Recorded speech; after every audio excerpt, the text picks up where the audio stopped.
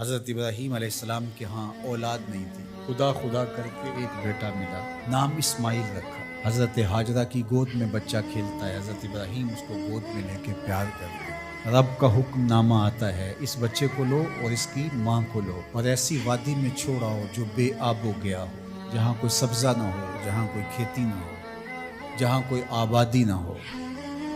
اللہ اکبر! نو مولود بچے کو اور اس کی ماں کو ایسی وادی میں چھوڑ آنا جہاں کوئی انسانی آبادی تو درکنار، کوئی پرندے بھی نہ رہتے ہوں، یہ کوئی تھوڑا امتحان ہے؟ ذرا تصور تو کیجئے، کلیجے کانپ جاتے ہیں۔ لیکن حضرت ابراہیم اس امتحان کے لیے بھی تیار ہو گئے۔ تھوڑا سا سامان لیا، اپنی بیوی کو اور اپنے نومولود بچے کو لے کر کے 3 نفوس پر مشتمل قافلے نے جا کے وہاں پڑاؤ کیا۔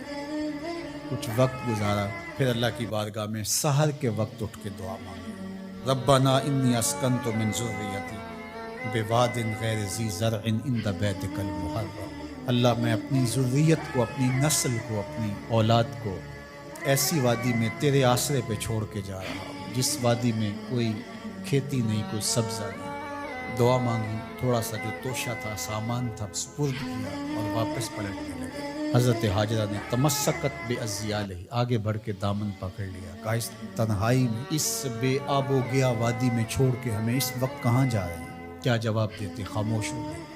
تھوڑی دیر گزری، پھر قدم اٹھایا تو پھر بیوی نے دامن پکڑ لیا اور حضرت ہاجرہ بولی، اس وادی بے آب و گیا میں ہمیں چھوڑ کے کہاں جا رہے ہیں؟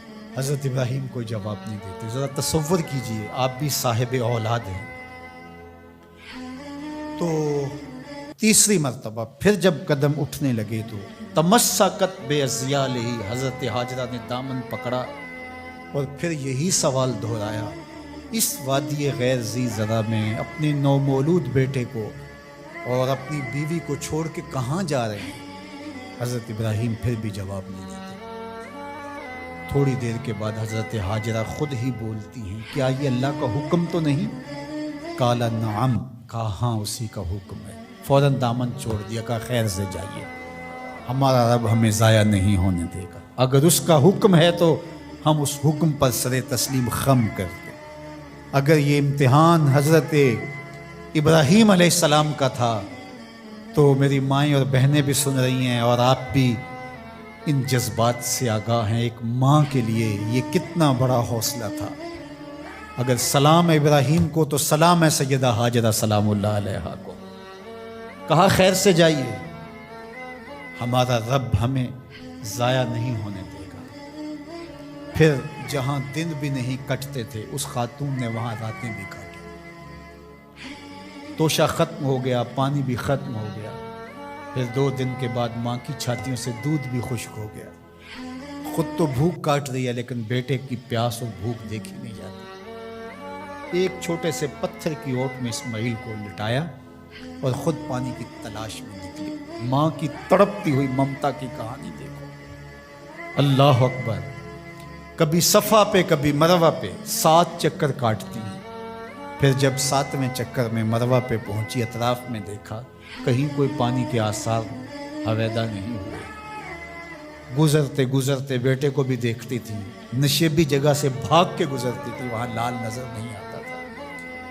مروہ سے دیکھا، دور اوٹ میں پڑا ہوا بچہ تڑپ رہا ہے، لگا زندگی کی آخری سانسیں ہیں۔ مروہ سے دوڑ کے جو ہی قریب آئیں تو منظر بدلا ہوا تھا۔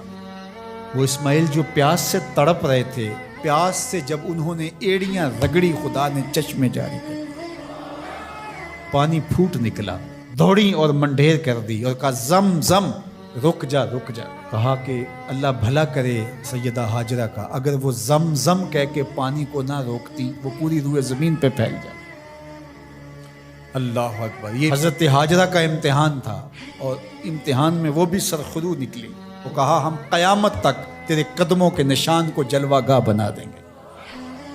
آج عمرہ ہو، حج ہو، وہاں کج کلا بھی دوڑتے دکھائی دیتے ہیں، بادشاہ بھی دوڑتے دکھائی دیتے ہیں۔ ان راہوں پہ پیغمبر بھی دوڑے ہیں، ولی بھی دوڑے ہیں، امام الانبیاء نے بھی سعی کی ہے۔ مالک کوئی دوڑنا بھی عبادت ہے؟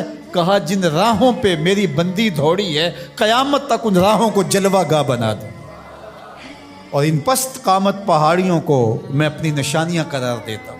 ان الصفا والمروۃ من شعائر اللہ، یہ اللہ کی نشانیاں قرار پائیں، عزتوں کے نشان بن گئے۔ اللہ اکبر۔ یہاں ایک ماں اپنے بیٹے کے لیے بےتابانہ دوڑی تھی۔ اچھا، راستے کے اندر نشیبی جگہ سے دوڑ کے اس لیے گزری تھی کہ وہاں بیٹے کا چہرہ نظر نہیں آتا، اور یہاں ماں بیٹا اکٹھے دوڑ رہے ہوتے ہیں، حکم ہے بیٹا دوڑ کے گزرے، اس لیے کہ اس ادا کو ادا کرنا ہے۔ وہ تو پانی کے لیے بار بار ادھر ادھر جا رہی تھی، حاجی کی بغل میں پانی کی بوتل ہوتی ہے، پھر بھی دوڑ رہے، پانی کے لیے نہیں دوڑ رہا، ہاجرہ کی سنت کو ادا کر رہا۔